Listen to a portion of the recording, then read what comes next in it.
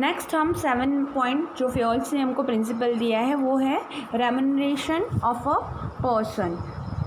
इस केस में अगर आप देखेंगे तो क्या होता है, इस प्रिंसिपल के अकॉर्डिंग एम्प्लॉयज़ को हमको क्या देनी होती है, मेन सैलरी दी जानी होती है। रेम्यूनरेशन का मतलब क्या होता है, सैलरी देना, बट सैलरी उसके अकॉर्डिंग किसके अकॉर्डिंग उनको देना चाहिए, उनकी कैपेसिटी और उनके वर्क के अकॉर्डिंग देना चाहिए, जितना उसने हमको काम दिया है। अब इसका हम अगर एग्जाम्पल देखें तो अगर कोई व्यक्ति ओवर टाइम कर रहा है और उसको ओवर टाइम का कोई भी पैसा यानी एक्स्ट्रा अमाउंट उसको नहीं मिल रहा है, तो उससे क्या होगा कि उस एम्प्लॉय का डिससेटिस्फैक्शन क्रिएट होगा। ठीक है, उसके कारण वो क्या होगा कि जितनी भी वो काम अच्छे से कर रहा था, बहुत अच्छे से काम कर रहा था और कंपनी को भी ग्रोथ हो रहा है और प्रॉफिट भी उसके ज़्यादा हो रहा है उसके काम करने से, पर उसको कोई भी उसका एक्स्ट्रा प्रॉफिट या एक्स्ट्रा बेनिफिट नहीं हो रहा है, तो उससे क्या होगा, उसका जो भी मोटिवेशन है वो क्या हो जाएगा, मोटिवेशन में कन्वर्ट हो जाएगा। दैट मीन्स फ्योल्स हमको क्या कहता है कि जो भी एम्प्लॉय अगर पूरी क्षमता से कैपेबिलिटी से अपना काम करता है तो उसको जो सैलरीज दी जाती है और उसका जो रेम्यूनरेशन दिया जाता है वो उसकी कार्य क्षमता के अकॉर्डिंग होना चाहिए। उसके अलावा इसका एक एग्जांपल अगर हम देखते हैं तो इसके अंदर एग्जांपल आपको क्या दिया गया है, आप एग्जांपल देखेंगे एक पर्टिकुलर ईयर के अंदर क्या हुआ है कि उसको प्रॉफिट बहुत ज़्यादा हुआ है और उसका प्रॉफिट उसने क्या किसमें किया है, शेयर होल्डर में डिस्ट्रीब्यूट किया है, ऑनर्स के अंदर, और सम पार्ट ऑफ उसने क्या किया है, एम्प्लॉय को दिया है। किसको दिया है, मेन एम्प्लॉय को दिया है बोनस के तौर पर। तो वो क्या कर रहा है, इनकरेज करता है, मोटिवेट करता है कि आप अपने कंपनी के अंदर मोर एफर्ट्स पूरा आप लगाते जाइए। इससे क्या होगा, अगर ये हम प्रिंसिपल लेते हैं तो इससे हमको क्या मिलेगा, एम्प्लॉयज़ गेट मोटिवेशन मिलेगा और उसके अलावा एम्प्लॉय के इसके अंदर क्या होगा, डिवोशन देने का पूरा काम वो लेगा। अगर इसका वैल्यूएशन करते हैं मतलब इसको अनदेखा करते हैं, ओवरलुक करते हैं, ठीक है ना, तो इसका मतलब क्या हो गया कि वो उसका increase in turnover employees. Turnover का मतलब क्या होता है ना, टर्नओवर ऑफ एम्प्लॉयज़ यानी टर्नओवर, दैट मीन्स क्या होता है, एम्प्लॉय बार बार छोड़ के चला जाएगा, एम्प्लॉयज़ को बार बार हमको रखना पड़ेगा। अगर हम एम्प्लॉय को डिससेटिस्फैक्शन होगा तो वो क्या करेगा, जॉब छोड़ के चला जाएगा। अब उसके कारण हमको क्या होगा, दूसरे एम्प्लॉय को रखना पड़ेगा, फिर अगेन दूसरा भी एम्प्लॉय है और हमने ये प्रिंसिपल उसको फॉलो नहीं किया, तो उससे क्या होगा कि हमको टर्नओवर ऑफ एम्प्लॉयज़ करना पड़ेगा।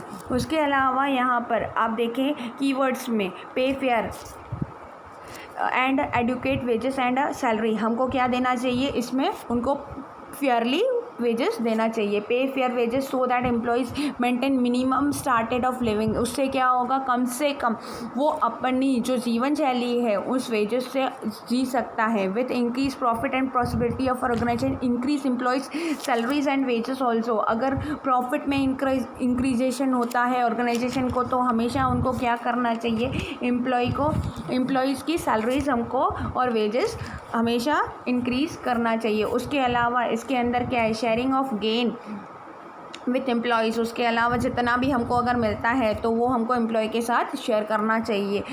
ओके, अब इसके अंदर ये केस स्टडी अगर आप देखें तो जो मैंने एक केस स्टडी आपको अभी दी थी कि इसमें लिखा है mister Ram started a small business with a limited investment. उनने क्या किया, कम से कम इन्वेस्टमेंट से राम ने किया ही हायर्ड लेबर। उसने क्या किया कि बहुत मज़दूर रखे और उसको लेस वेजेस यानी बहुत कम वेजेस पर over the time with the broad vision of a Ram and hard work his employees. और उसके कारण क्या हुआ, जो एम्प्लॉयज़ हैं वो बहुत हार्ड वर्क कर रहे हैं, उसके कारण क्या हुआ, रेवेन्यू बहुत अच्छा सा इंक्रीज़ हुआ। बट कंपनी ने उस जो इंक्रीज़ किया था मतलब जो प्रॉफिट हुआ वो क्या नहीं किया, डिस्ट्रीब्यूट नहीं किया विद देयर एम्प्लॉयज़। ठीक है ना। अब इसमें क्या लिखा है, identify the principle of overlook. Overlook का मतलब क्या होता है कि अनदेखा करना।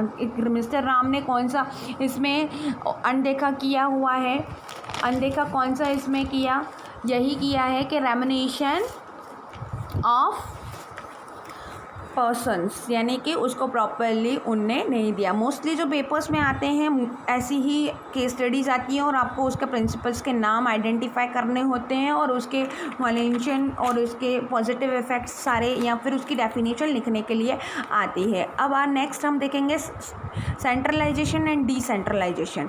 ओके, अब सेंट्रलाइजेशन का मतलब क्या होता है, सबसे पहले ये समझे। सेंट्रलाइजेशन का मतलब आप क्या होता है, सेंट्रलाइजेशन का मतलब ये होता है कि जो भी टॉप मैनेजमेंट रहता है वो क्या करता है, अपने हाथों में पूरा पावर रखे, उसको हम बोलते हैं सेंट्रलाइजेशन, यानी अपने अथॉरिटी पावर जो है यानी कि अथॉरिटी किसी केस में डिस्ट्रीब्यूशन ना करे। और डिसेंट्रलाइजेशन का मतलब क्या होता है, डिसेंट्रलाइजेशन का मतलब ये होता है कि अपने जो पावर है या अपने जो काम है वो डिस्ट्रीब्यूशन कर ले कंपनी के अंदर। इन दोनों को लेकर फ्योल्स जो है उनने क्या बोला है कि सेंट्रलाइजेशन एंड डिसेंट्रलाइजेशन बोथ हर एक कंपनी को अप्लाई करना चाहिए। कभी ऐसा नहीं कर सकते हैं कि पूरे के पूरे पावर्स हम ही सब कुछ करते रहें। सेंट्रलाइजेशन का मतलब अगर मैं शॉर्ट में बोलूँ तो सब कुछ मैं करूँ और बाकी कुछ नहीं करे, तो उससे क्या होगा, खाली मैं करूँ तो मेरे ऊपर क्या होगा, काम का लोड बढ़ जाएगा। और काम का लोड बढ़ जाएगा, जैसे मैं मैनेजर हूँ, टॉप में हूँ और मैं कर रही हूँ और कुछ भी नहीं, तो उससे क्या होगा, टाइम भी ज़्यादा लगेगा और टाइम कंज्यूमिंग ज़्यादा लगेगा। ठीक है ना, तो मैं क्या उसको अचीव गोल कर पाऊँगी कि शॉर्ट पीरियड्स में काम अपना कंप्लीट कर पाऊँगी, नहीं कर पाऊँगी। और डिसेंट्रलाइजेशन का मतलब होता है कि सिर्फ तुम ही काम करो, मतलब हम कुछ नहीं करें, टॉप मैनेजमेंट उसमें कुछ भी नहीं करे और सिर्फ तुम ही को काम करना है, हम कुछ भी उसमें आपको मदद नहीं करेंगे, कुछ भी आपको वो नहीं कर देंगे। तो उससे क्या होगा, डिसेंट्रलाइजेशन का मतलब आपको अथॉरिटी दे दी है। तो इसके प्रिंसिपल के अकॉर्डिंग क्या होना चाहिए, both depending upon the nature, that means वो इसके अंदर आप देखेंगे completely decentralised but there must be a combination both. इसमें आपको बोला ही गया है कि जितनी भी ऑर्गेनाइजेशन है उनमें क्या होना चाहिए, इन दोनों का ही कॉम्बिनेशन से आप ऑर्गेनाइजेशन को अच्छे से रन कर सकते हो।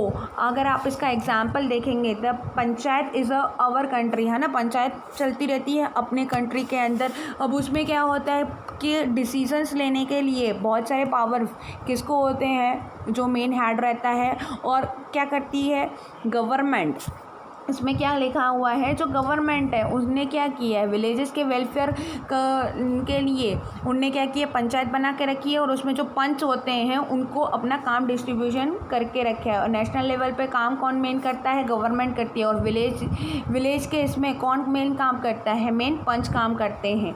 ठीक है, अब इसके अगर हम पॉजिटिव इफ़ेक्ट्स देखते हैं तो पॉजिटिव इफ़ेक्ट्स क्या रहते हैं, इसमें सेंट्रलाइजेशन एंड डिसेंट्रलाइजेशन दोनों ही बेनिफिट करता है अगर दोनों को लेकर चले।